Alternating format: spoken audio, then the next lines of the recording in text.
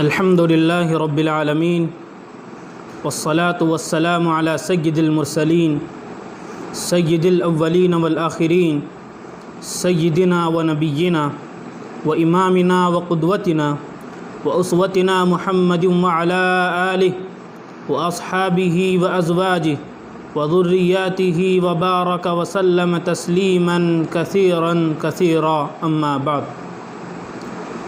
محترم ناظرین، السلام علیکم ورحمۃ اللہ وبرکاتہ. آج آپ حضرات کی خدمت میں 30ویں پارے کی تفسیر بہت ہی اختصار کے ساتھ عرض ہے. اعوذ باللہ من الشیطان الرجیم، بسم اللہ الرحمن الرحیم. ویل للمطففین الذین اذا اکتالوا علی الناس یستوفون وَإِذَا كَالُوهُمْ أَوْ وَزَنُوهُمْ يُخْسِرُونَ أَلَا يَظُنُّ أُولَئِكَ أَنَّهُمْ مَبْعُوثُونَ لِيَوْمٍ عَظِيمٍ يَوْمَ يَقُومُ النَّاسُ لِرَبِّ الْعَالَمِينَ. یہ سورۃ المطففین کی تقریباً 6 آیات ہیں جن کا ترجمہ یہ ہے: ناپ تول میں کمی کرنے والوں کے لیے تباہی ہے، جو لوگوں سے جب ناپ کر لیتے ہیں تو پورا لیتے ہیں، اور جب ناپ کر یا تول کر ان کو دیتے ہیں تو گھٹا کر دیتے ہیں. کیا ایسوں کو یہ خیال نہیں کہ وہ اٹھائے جانے والے ہیں ایک بڑے دن کے لیے جب لوگ رب العالمین کے سامنے کھڑے ہوں گے. یہ 6 آیات ابتدائی آیات ہیں سورۃ المطففین کی، جن کے اندر اللہ رب العالمین نے ناپ تول میں کمی کرنے والوں کے خلاف سخت وعید کا اعلان فرمایا، سخت وعید بیان فرمائی. پہلی بات تو یہ سمجھنے کی ضرورت ہے کہ یہ قرآن کریم صرف الہیات یا عقائد یا عبادات کی کتاب نہیں ہے. محض عبادات ہوں، الہیات ہوں، اس پر یہ کتاب مشتمل نہیں ہے، بلکہ الہیات کے ساتھ ساتھ، عقائد کے ساتھ ساتھ، عبادات کے ساتھ ساتھ اللہ رب العالمین نے اخلاقیات کو بھی بیان کیا ہے، دیانات کو بھی بیان کیا. یہ اسلام کی جامعیت ہے کہ ہر میدان میں اس نے اپنے پیروکاروں کی رہنمائی فرمائی ہے. ورنہ دنیا کے کسی مذہب میں کہیں ایسا نہیں ہے کہ ہر قدم پر رہنمائی ہو، مذہب کی تعلیمات ہو. لیکن اسلام ایک ایسا مذہب ہے جو اس کے حقانیت پر دلالت کرتا ہے، جو اس کی حقانیت پر، کہ زندگی کے ہر موڑ پر، زندگی کے ہر میدان میں، زندگی کے ہر شعبے میں اسلامی تعلیمات موجود ہیں. اخلاق کس طرح سے برتے جائیں وہ موجود ہیں. عبادات کس طرح کی جائیں اس کا ترجمہ، عبادات کس طرح، عقائد کس طرح اپنائے جائیں اس کی تفصیل، ہر چیز کی تفصیل اللہ رب العالمین نے الگ الگ بیان کی ہے. اخلاقیات پر بھی زور دیا گیا ہے، دیانات پر بھی زور دیا گیا ہے، خاص طور پر معاشرت پر بھی زور دیا گیا ہے. جب معاشرت صحیح ہوگی تو ہر چیز صحیح ہوگی، معاملات صحیح ہوں گے تو ہر چیز صحیح ہوگی. جب معاملات بگڑے ہوئے ہوں گے تو ہر چیز بکھر جائے گی.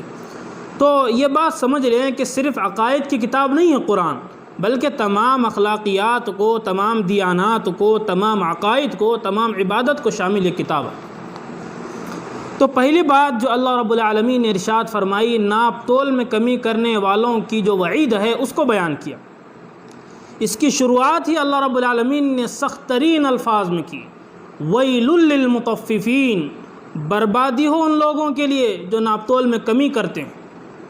الذین اذا اکتالوا علی الناس یستوفون، ان کی صفت بیان کی جب لوگوں سے لینا ہوتا ہے، جب خریدنے جاتے ہیں تو اس وقت پورا تول کر، ایک ایک چیز دیکھ کر، جوک کر، پرکھ کر لیتے ہیں. لیکن وہی لوگ جب کسی کو تول کر دینا ہے یا وزن کر کے دینا ہے، وَإِذَا كَالُوهُمْ أَوْ وَزَنُوهُمْ يُخْسِرُونَ، جب لوگوں کو دینے کی باری آتی ہے تو پھر ڈنڈی مارتے ہیں. تو ان کی خود غرضی کی طرف اشارہ کیا گیا. لینے کی طرف تو پورا لیتے ہیں لیکن دینے کی طرف ڈنڈی مارتے ہیں. تو پورا لینا یہ بری بات نہیں ہے، لیکن پورا لے کر دیتے وقت آدھا دینا یا کم دینا یہ بری بات ہے. اس کو اللہ رب العالمین بیان کرنا چاہ رہے ہیں کہ ایسے لوگوں کے لیے بربادی ہے، ہلاکت ہے. اللہ نے آگے سخت الفاظ میں کہا جو لوگ اس طرح کا کام کر رہے ہیں، اس طرح کا گند پھیلا رہے ہیں، کیا انہیں معلوم نہیں؟ الا یظن اولئک انہم مبعوثون، کہ اللہ کے سامنے کھڑے ہونا ہے، لیوم عظیم، قیامت کا بڑا دن ہوگا جب تمام لوگ اللہ کے سامنے آئیں گے، تو ان لوگوں کو بھی اللہ کے سامنے جانا ہے۔ کیا اس دن پر یقین نہیں ہے؟ کیا ان کے ذہن میں بات نہیں ہے کہ آج ہم لوگ ڈنڈی مار رہے ہیں، لوگوں کے ساتھ دھوکہ دھڑی کا معاملہ کر رہے ہیں، ایک دن اللہ کے سامنے بھی کھڑا ہونا ہے؟ کیا یہ بات ان کے دلوں میں آئی؟ کیا ذہنوں میں ان کے دماغ میں بات آئی؟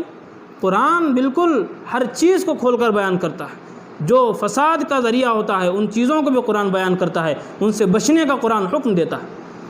تو یہ بڑی سخت بات اللہ رب العالمین نے ارشاد فرمائی کہ جو ناپتول میں کمی کرتے ہیں اللہ رب العالمین ان کے لیے بڑی سخت وعید بتاتے ہیں۔ دوسری بات، حدیث پاک میں بھی امام قرطبی رحمۃ اللہ علیہ نے ابو بکر البزار کے حوالے سے بیان کیا، خمس بخمس، حضور پاک صلی اللہ علیہ وسلم کی حدیث نقل کی، خمس بخمس، 5 گناہوں کی سزا 5 چیزوں کے ذریعے ملتی ہے۔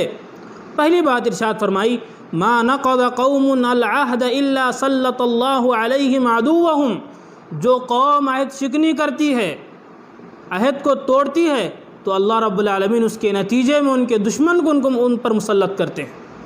پتہ چلا کہ عہد شکنی کی سزا دشمن کو غلبہ عطا کیا جاتا ہے۔ جو قوم عہد شکنی کرتی ہے اللہ ان پر ان کے دشمن کو مسلط کرتے ہیں، ان پر حاکم بناتے ہیں۔ دوسری بات ارشاد فرمائی، ولا حکموا بغیر ما انزل اللہ الا فشا فیہم الفقر، اور جو لوگ اللہ کی اتاری ہوئی کتاب قرآن پاک کے علاوہ کسی اور چکر میں پڑتے ہیں، کسی اور جگہ ہدایت کو ڈھونڈتے ہیں، تو اللہ رب العالمین کے رسول نے فرمایا کہ ایسے لوگوں پر اللہ رب العالمین فقر و فاقہ ڈال دیتے ہیں۔ فقر و فاقہ ان میں عام ہو جاتا ہے۔ جو لوگ قرآن کریم کی تعلیمات کو پس پش ڈال دیتے ہیں، ان کا یہ انجام ہے، ان کی یہ سزا ہے کہ ان پر فقر و فاقہ عام ہو جاتا ہے۔ تیسری بات بیان کی، وما ظہرت الفاحشۃ فیہم الا ظہر فیہم الطاعون، کہ جس قوم کے اندر بے حیائی عام ہو جاتی ہے، زناکاری عام ہو جاتی ہے، تو حضور پاک صلی اللہ علیہ وسلم نے فرمایا وہاں طاعون جیسی وبائی بیماریاں پھیل جاتی ہیں، وبائی امراض وہاں پھیل جاتے ہیں۔ آج موجودہ حالات میں جو کرونا وائرس پھیلا ہوا ہے یہ بھی ایک طاعون کی شکل ہے، سینکڑوں اور ہزاروں لوگ اس کی زد میں آ چکے ہیں۔ یہ بھی ہو سکتا ہے کہ بے حیائی کا نتیجہ ہو۔ جن ملکوں میں بے حیائی ہو رہی ہے وہاں پر اللہ کا عذاب بلکہ اللہ کی سزا ان وبائی امراض کی شکل میں آتا ہے۔ تو آدمی کو ان چیزوں میں غور کرنی چاہیے۔ قرآن تعلیمات صرف پڑھنے کے لیے نہیں، برتنے کے لیے ہیں۔ پڑھنے کے ساتھ ساتھ آدمی اس کو برتے۔ چوتھی بات حضور پاک صلی اللہ علیہ وسلم نے ارشاد فرمائی جو اس مضمون سے تعلق رکھنے والی ہے، وما طففوا الکیل الا منعوا النبات واخذوا بالسنین، یعنی جو لوگ ناپ تول میں کمی کرتے ہیں، جو لوگ ناپ تول میں کمی کرتے ہیں ان پر قحط سالی ہوتی ہے، ان پر فقر و فاقہ کی کیفیت اللہ رب العالمین ڈال دیتے ہیں، معاشیات کی ان کے اندر کمی ہوتی ہے جو لوگ ناپ تول میں کمی کرتے ہیں۔ پانچویں بات ارشاد فرمائی، ولا منعوا الزکاة الا حبس اللہ عنہم المطر، جو لوگ زکوٰۃ ادا نہیں کرتے اللہ رب العالمین ان پر بارش نہیں برساتے، بارش کو روک لیتے ہیں، بے موسم کی بارش برستی ہے۔ تو 5 چیزیں بیان کی جن کے اندر ایک یہ بھی ہے کہ جو لوگ ناپ تول میں کمی کرتے ہیں ان کا حشر صحیح نہیں ہے۔ قوم شعیب پر جو عذاب آیا ان کی ایک برائی یہ بھی تھی کہ وہ ناپ تول میں کمی کیا کرتے تھے، اور حضرت شعیب علیہ السلام بار بار ان کو توجہ دلایا کرتے تھے وَلَا تَنْقُصُوا الْمِكْيَالَ وَالْمِيزَانَ، کہ ناپ تول میں کمی نہ کیا کرو، اور کہا کرتے تھے وَيَا قَوْمِ أَوْفُوا الْمِكْيَالَ وَالْمِيزَانَ بِالْقِسْطِ وَلَا تَبْخَسُوا النَّاسَ أَشْيَاءَهُمْ وَلَا تَعْثَوْا فِي الْأَرْضِ مُفْسِدِينَ، ناپ تول میں کمی مت کیا کرو، لوگوں کو جو 2 تول کر تو اس میں ڈنڈی مت مارا کرو، اس کے ذریعے زمین فساد پھیلتا ہے۔ ولا تعثوا فی الارض مفسدین، کہا زمین فساد مت پھیلاؤ۔ اس سے بات معلوم ہوئی کہ جو لوگ ناپ تول میں کمی کرتے ہیں قرآن کی اصطلاح میں وہ زمین میں فساد پھیلا رہے ہیں۔ آج ہمارے معاشرے کے اندر ایک برائی یہ بھی ہے کہ آج الگ الگ طریقے کے ترازو آئے ہوئے ہیں وزن کرنے کے، لیکن اس میں ایک پوائنٹس رکھے جاتے ہیں کہ اگر 1 کلو اگر فلاں کو تول کر دینا ہے تو اس میں پوائنٹس مائنس کیے جاتے ہیں۔ وہ دکھانے والے کو تو دکھاتا ہے کہ یہ 1 کلو مکمل ہے، لیکن اس میں سے 300 گرام یا 250 گرام مائنس ہو جاتا ہے۔ یہ بھی دھوکہ ہے۔ کل قیامت کے دن پوچھا جائے گا لا یظن اولئک انہم مبعوثون، جو لوگ اس طرح کی حرکتیں کر رہے ہیں کیا انہیں معلوم نہیں ہے کہ اللہ کے سامنے حاضری دینی ہے؟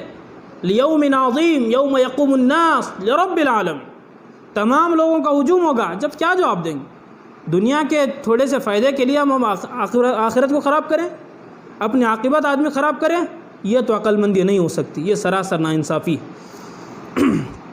دوسری بات جو عرض کرنی ہے وہ یہ ہے کہ جس طرح لوہے پر زنگ لگتا ہے، اسی طرح انسان کے دل پر بھی زنگ لگتا ہے۔ انسان کے دل پر زنگ اس کی بدعمالی کی وجہ سے، اس کے گناہوں کی وجہ سے لگتا ہے۔ تو آدمی جب گناہ کرتا ہے تو ایک کالا دھبا اس کے دل پر بیٹھ جاتا ہے، ایک کالا دھبا بیٹھ جاتا ہے اس کے دل پہ۔ ترمذی شریف کی ایک روایت ہے، حضرت ابو ہریرہ رضی اللہ عنہ اس کے راوی ہیں، فرماتے ہیں حضور پاک صلی اللہ علیہ وسلم نے ارشاد فرمایا، ان العبد اذا اخطا خطیئۃ نکتت فی قلبہ نکتۃ سوداء، جب بندہ کوئی گناہ کرتا ہے تو اس کے دل میں ایک سیاہ دھبا لگ جاتا ہے۔ فَإِذَا هُوَ نَزَعَ وَاسْتَغْفَرَ وَتَابَ سُقِلَ قَلْبُهُ، جب بندہ اللہ سے مغفرت طلب کرتا ہے، اس گناہوں کی معافی مانگتا ہے، توبہ کرتا ہے، تو وہ دھبا جو کالا اس کے دل پر لگا تھا اللہ اس کو مٹا دیتے ہیں۔ وَإِنْ عَادَ زِيدَ فِيهِ حَتَّى تَعْلُو فِيهَا حَتَّى تَعْلُو قَلْبَهُ، جب آدمی گناہ مسلسل کرتے رہتا ہے تو پھر وہ دھبے اس پر بیٹھتے جاتے ہیں، ایک دن ایسا آتا ہے کہ اس کا پورا دل سیاہ ہو جاتا ہے۔ جب دل سیاہ ہو جاتا ہے تو حضور پاک صلی اللہ علیہ وسلم نے ارشاد فرمایا، وَهُوَ الرَّانُ، یہی وہ زنگ ہے جس کے متعلق اللہ نے ارشاد فرمایا، كَلَّا بَلْ رَانَ عَلَىٰ قُلُوبِهِم مَّا كَانُوا يَكْسِبُونَ، جو ان کے اعمال ہیں، جو ان کے کرتوت ہیں، ان کے نتیجے میں ان کے دلوں پر زنگ لگ گئے۔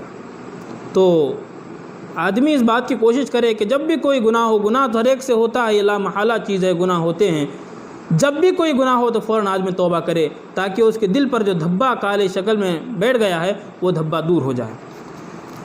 تیسری بات جو آپ حضرات کی خدمت میں عرض کرنی ہے وہ یہ ہے، سورۃ العصر یہ قرآن پاک کی ایک نہایت مختصر ترین صورت ہے اور دوسرے نمبر پر چھوٹی صورت ہے۔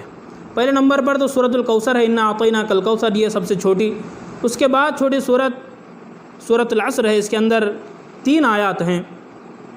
پہلے اس کا ترجمہ کر لیا جائے، اس کے بعد تھوڑی اس پر تشریح ہلکی سی کی جائے۔ اعوذ باللہ من الشیطان الرجیم، بسم اللہ الرحمن الرحیم، والعصر ان الانسان لفی خسر الا الذین آمنوا وعملوا الصالحات وتواصوا بالحق وتواصوا بالصبر۔ زمانے کی قسم، یقیناً انسان گھاٹے میں ہے سوائے ان لوگوں کے جو ایمان لائے اور انہوں نے اچھے کام کیے اور انہوں نے ایک دوسرے کو حق کی تلقین کی اور ایک دوسرے کو صبر کی تلقین کی۔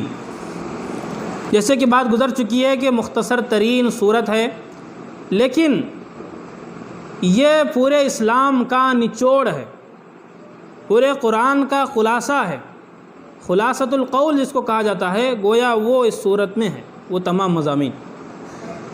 اللہ نے زمانے کی قسم کھائی، والعصر، عصر کہتے ہیں زمانے کو، اللہ نے زمانے کی قسم کھائی۔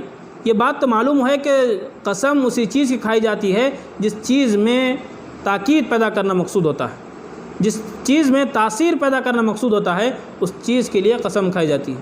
اللہ کی ہر بات، اللہ کا ہر قول بالکل سچا، صداقت پر مبنی، اس کے باوجود اللہ رب العالمین قسم کھا رہے ہیں۔ وَمَنْ أَصْدَقُ مِنَ اللَّهِ حَدِيثًا وَمَنْ أَصْدَقُ مِنَ اللَّهِ قِيلًا، اللہ سے بڑھ کر سچا کلام کس کا ہو سکتا ہے؟ اللہ سے بڑھ کر سچی بات کس کی ہو سکتی ہے؟ اس کے باوجود اللہ قسم کھا رہے ہیں۔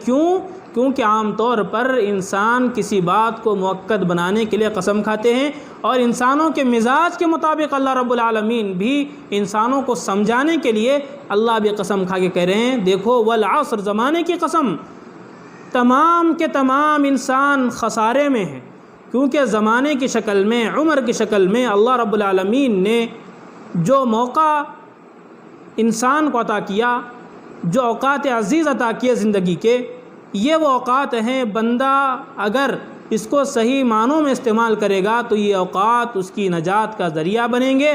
اگر یہ اوقات جس کو اللہ رب العالمین نے عطا کیا، اگر اس کو صحیح کاموں میں آدمی استعمال نہیں کرے گا، یہی اوقات اس کے لیے وبال جان بنے۔ اسی لیے زمانے کی قسم کھائی گئی، زمانے کی قسم کے تمام انسان گھاٹے میں ہیں۔ لیکن 4 لوگ اس سے مستثنیٰ ہیں، 4 لوگ اس سے الگ ہیں، 4 لوگ اس سے مستثنیٰ ہیں۔ تو 4 صفات جن لوگوں کے اندر ہوں گی وہ خسارے میں نہیں ہے، وہ نقصان میں نہیں ہے۔ 4 چیزیں۔ پہلی چیز، الا الذین آمنوا، پہلی صفت یہ ہے کہ جن کے اندر ایمان ہو، یہ اصل الاصول ہے، ایمان کے بغیر کوئی عمل قابل قبول نہیں ہے، چاہے جتنا بڑا عمل کرے ایمان نہیں، عمل قابل قبول نہیں۔ دوسری صفت بیان کی وعملوا الصالحات، نیک اعمال کیے، جن کے عقائد بھی درست ہوں، جن کے اعمال بھی درست ہوں، دو باتیں ہوں۔ تیسری بات بیان فرمائی وہ صرف اپنی فکر تک محدود نہ رہیں بلکہ اس میں سچی بات کو عام کرنے کے لیے کوششیں کریں اور اس کے لیے ماحول بنائیں۔ وتواصوا بالحق، سچی بات کو پھیلانے کا ماحول بنائے، سازگار بنائے حالات کو اس طرح۔ آخری بات بیان فرمائی وتواصوا بالصبر، ان حالات کے بنانے میں، اس راہ میں جو تکلیفیں، جو مصیبتیں، جو مشقتیں آتی ہیں، ان مشقتوں پر صبر کرنے والے اور دوسروں کو بھی صبر کی تلقین کرنے والے، یہ چار لوگ ہیں، یہ چار صفات ہیں، یہ چار صفات جن کے اندر ہوں گی وہی لوگ حقیقی کامیاب ہیں۔ یہ چار صفات جن کے اندر نہیں ہوں گی وہ لوگ خسارے میں ہے، جیسے کہ اللہ رب العالمین نے ارشاد فرمایا ان الانسان لفی خسر۔ اسی بات پر علماء کرام نے کہا حیاتک انفاس تعد فکلما، حیاتک انفاس تعد فکلما مضى نفس منها انتقصت بها جزءا، کہ انسان کی زندگی یہ تو چند سانسوں کا نام ہے، اگر اس میں سے ایک سانس آدمی لیتا ہے تو اپنے زندگی کے ایک جز کو کم کرتا ہے۔ یہ انسان کی زندگی ہے، انسان کی زندگی برف کے مانند ہے، اگر آدمی برف سے فائدہ نہیں اٹھاتا وہ خود بخود پگھل جائے گا، خود بخود وہ کیا ہو جائے گا، ختم ہو جائے گا۔ اسی طرح انسان کی زندگی ہے، اگر انسان اپنی زندگی میں فائدہ نہیں اٹھائے گا اعمال کے ذریعے، ایمان کے ذریعے، اعمال صالحہ کے ذریعے، تو پھر اس کی زندگی گناہوں میں چلی جائے گی، نتیجہ یہ ہوگا کہ جہنم کا ایندھن وہ بن جائے گا۔ اسی لیے کہا گیا کہ گیا وقت پھر آتا نہیں، کہ جو وقت گزر رہا ہے اس کے بعد وہ وقت آنے والا نہیں ہے۔ آدمی یہ نہ سوچے کہ ہم بعد میں کر لیں گے، کون جانتا ہے کہ کس کی عمر کتنی ہے، کس کی موت کب آنی ہے؟ جب کوئی نہیں جانتا کس کی موت کب آنی ہے تو ہر وقت موت کے لیے تیار رہیں۔ موت کے لیے آدمی اس بھی وقت تیار رہتا ہے جب اسلامی تعلیمات پر پوری طرح کاربند رہے، پوری طرح عمل کرے، اسی وقت آدمی کیا ہو سکتا ہے، موت سے ملنے کی خواہش اور تمنا رکھ سکتا ہے۔ آخری بات قرآن پاک کی ابتدا سورۃ الفاتحہ سے ہوئی، جس کا خلاصہ اللہ کی حمد و ثنا بیان کرنا، اللہ سے مدد مانگنا اور صراط مستقیم کی اللہ سے دعا مانگا اہدنا الصراط المستقیم۔ یہ اور قرآن کریم کا اختتام اس طرح ہوا کہ ہر آیت کے آخر میں اللہ رب العالمین نے ناس کا لفظ ارشاد فرمایا قل اعوذ برب الناس ملک الناس الہ الناس من شر الوسواس الخناس الذی یوسوس فی صدور الناس من الجنۃ والناس۔ تو اس سے بات معلوم ہوئی، شروع تو اللہ رب العالمین نے اپنے ذات سے کی الحمدللہ رب العالمین، اللہ کے نام سے شروع، اور اختتام کس پر ہوا؟ من الجنۃ والناس، یعنی ناس پر۔ ناس کے معنی لوگ، ناس کے معنی عوام، مسلمان نہیں صرف، ناس کے معنی عام لوگ، تمام لوگ، دنیا کے تمام لوگ ناس سے مراد۔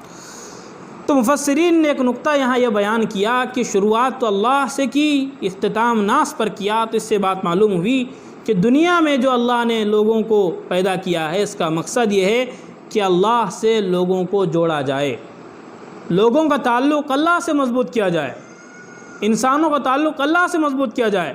بار بار ناس ناس کہہ کر اللہ رب العالمین نے یہ باور کرایا کہ دنیا کے اندر اس انسانیت کی تعلیم کو عام کیا جائے، اللہ ہی لوگوں کا بادشاہ ہے، وہی معبود ہے، وہی سب کچھ ہے۔ تو ظاہر بات ہے جب سب کچھ وہی ہے تو عبادت کی بھی وہی لائق ہے، سب چیز یعنی عبادت کے وہی مستحق ہے، تو عبادت اسی کی ہونی چاہیے۔